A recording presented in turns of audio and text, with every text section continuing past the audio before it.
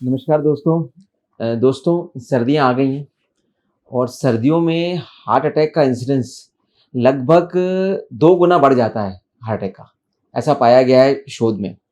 तो आज इसी विषय पे हम विस्तार से चर्चा करेंगे कि सर्दियों में एक तो हार्ट अटैक का इंसिडेंस क्यों बढ़ जाता है, वो कौन से पेशेंट्स हैं एग्जैक्टली वो ग्रुप के जिनको कि खास एहतियात बरतना चाहिए सर्दियों में, और हम क्या करें। तो मैं 5 बातें बताऊंगा जो हर एक हार्ट पेशेंट्स को ध्यान में रखना चाहिए जब सर्दियाँ आएँ। नहीं तो अगर ज़रा भी लापरवाही होती है तो एक हार्ट अटैक का इंसिडेंस या हार्ट की प्रॉब्लम होने का इंसिडेंस बढ़ सकता है।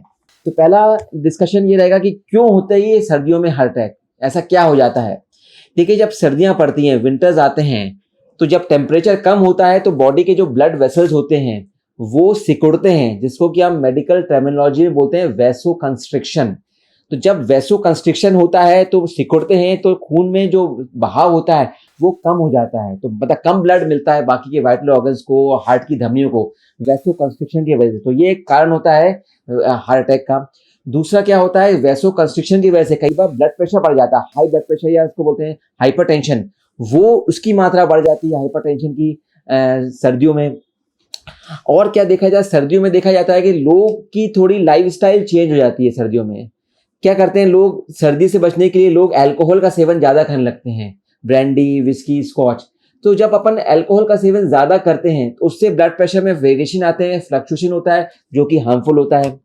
लोग तली चीज़ें, भजिए, समोसे, कचरियाँ, ये खाने का ट्रेंड बहुत बढ़ जाता है ठंडों में। तो ये जो ईटिंग हैबिट चेंज होती है उससे कोलेस्ट्रॉल में स्पाइक आती है, वो एक हार्मफुल हो जाता है। लोग ठंड में आलस करते हैं, एक्सरसाइज से बचते हैं, लेट उठते हैं, एक्सरसाइज नहीं करते हैं, तो वो आपका हैबिट चेंज होती है, लैक ऑफ एक्सरसाइज होती है, सेडेंटरी लाइफस्टाइल आती है, वो एक हार्ट अटैक का कारण बढ़ जाता है। अब क्या होता है, जब ठंड आती है, ठंड में क्या जो स्वेटिंग कम हो जाती है बॉडी में। जब स्वेटिंग कम हो जाती है तो जो स्वेट के माध्यम से जो सॉल्ट का रिसाव होता है बॉडी से वो कम हो जाता है, तो बॉडी में सॉल्ट की रिटेंशन हो जाती है। तो ऐसे पेशेंट जिनको कि हार्ट फेलियर होता है, जिनकी पंपिंग कम हो जाती है, उनकी पंपिंग जब सॉल्ट बढ़ जाता है तो वो ऐसे केस में इनको वॉल्यूम ओवरलोड हो जाता है। तो फिर वॉल्यूम ओवरलोड की वजह से फिर वो एकदम को हार्ट फेलियर का इंसिडेंस बढ़ जाता है। तो सॉल्ट का इंटेक उसमें कम करना चाहिए, और स्वेटिंग कम होती है तो वो भी इसकी वजह से एक हार्ट फेलियर का या हार्ट पंपिंग कम होने का इंसिडेंस बढ़ जाता है।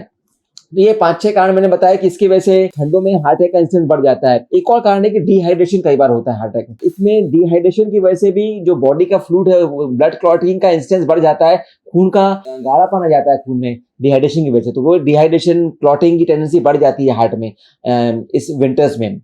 और एक बार ये भी देखा गया कि विंटर्स में क्या करते हैं लोग, अपने घर में तो अच्छे से रूम को कोजी कर लेते हैं, वार्मर लगा लेते हैं, लेकिन जब वो जो बाहर निकलते हैं, जब जैसे ही बाहर निकलते हैं तो सडन टेम्परेचर चेंज होता है।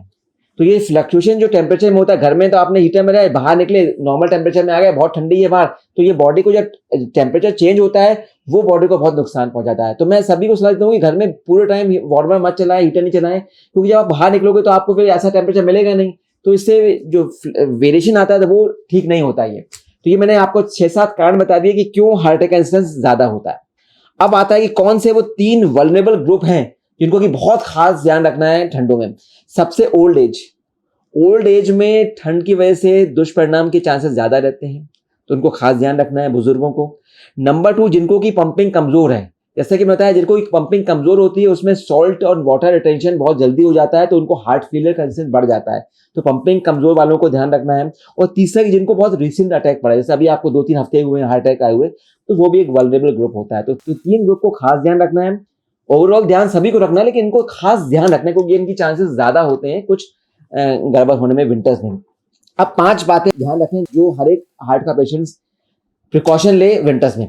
नंबर 1, जब भी आप विंटर्स आए या बहुत ज्यादा ठंड पड़े तो आप कम से कम 2 या 3 लेयर्स ऑफ क्लोथिंग पहने।